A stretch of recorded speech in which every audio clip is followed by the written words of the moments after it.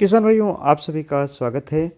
गन्ने की किस्म को 238 में red rot, built, mealybug, top borer जैसी बीमारियां और कीड़े लगने के कारण इस वैरायटी का उत्पादन काफ़ी कम हो गया है।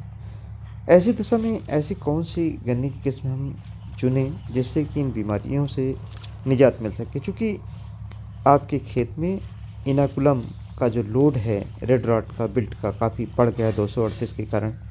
मिलीबग भी, पोका बोइंग भी। ऐसी दशा में एक ये ऐसी किस्म है कोलक 1401 जो काफ़ी बेहतर है इस लिहाज से कि ऐसे खेतों में जहाँ पर इस तरह की बीमारियाँ आई थीं उसमें भी इस वैरायटी को लगा सकते हैं। काफ़ी हार्ड वैरायटी है, कोई स्प्रे का खर्चा नहीं। इस वैरायटी की खूबसूरती क्या है?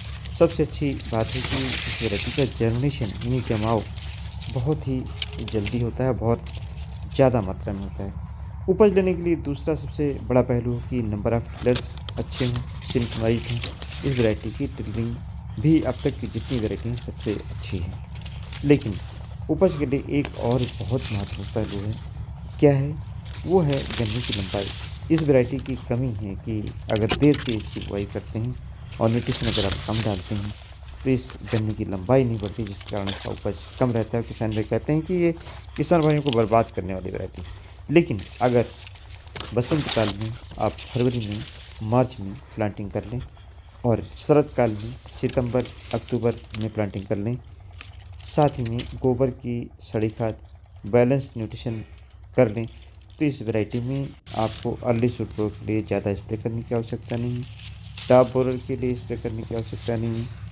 इसी तरीके से फंगस के लिए यानी रेड रॉट के लिए, बिल्ट के लिए ड्रेंचिंग की ना आवश्यकता है और ना ही अलग से स्प्रे करने की आवश्यकता है।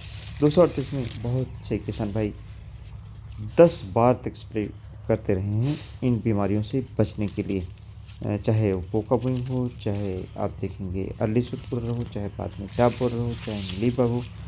तो इनसे 10 बार स्प्रे करने के बाद एक-एक एकड़ में 6-6 हज़ार रुपये केवल स्प्रे में किसान भाई खर्चा कर दे रहे हैं, जिससे उनकी खेती की लागत बढ़ जा रही है। और बाद में पता चला कि टाप बोरर की 4th ब्रूड आ गई जिसमें स्प्रे नहीं कर पाए, तब भी उत्पादन प्रभावित हो जाता है।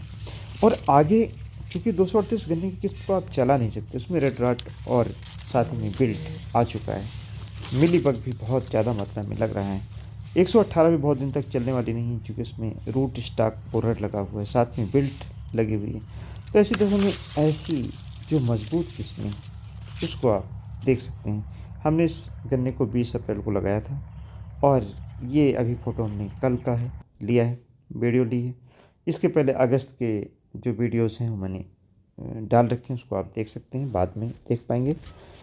तो इस वैरायटी की खूबसूरती है कि गन्ना गिरता भी नहीं है, इसकी बंधाई भी नहीं की गई है, क्योंकि गन्ना नीचे से मोटा होता है, अगोला इसका हल्का हो जाता है धीरे-धीरे करके और अगोला हल्का होने के कारण, गन्ना मोटा होने के कारण, जड़ों का अच्छा विकास होने के कारण ये गन्ना गिरता नहीं, तो गन्ने की जो बंधाई की लागत है, वो भी कम हो जाती है।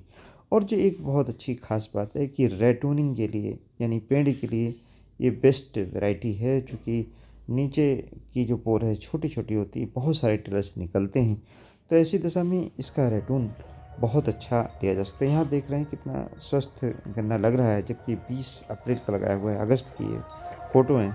अच्छा, इसकी देख-रेख भी बहुत अच्छी नहीं हुई, आप देख पा रहे होंगे काफ़ी घास वगैरह दिखाई पड़ रही है। बस इसकी ख़ास बात है कि इसको ट्रेंच में लगाया। किसान भाइयों, जब भी ऐसे गन्ने को लगाना हो जो थोड़ा पत्ते होते हैं, थोड़ा छोटे होते हैं, तो इनको आप ट्रेंच में लगाएँ। ट्रेंच की दूरी 4.5 फीट रखें, गहराई 20 से 25 सेंटीमीटर रखें। गन्ने की 2 आँख के टुकड़े की बुआई करें, साइड में आँख रखें, गन्ने के टुकड़े के ऊपर केवल 2 अंगुल मिट्टी डालें। 1 एकड़ में 4 bag single super phosphate, 40 kilogram muriate of potash, बुआई के समय 1 बोरी यूरिया डालें, 10 से 12 किलोग्राम जिंक दें, 5 किलोग्राम ट्राइकोडर्मा डालना गोबर की खाद मिलाकर के ना भूलें। जिंक 10 से 12 किलोग्राम आखिरी खेत की जुताई पर डाल दें और ज़्यादा खाद की ज़रूरत नहीं है। 1 एकड़ में 40 कुंतल गोबर की सड़ी खाद का प्रयोग कर दें।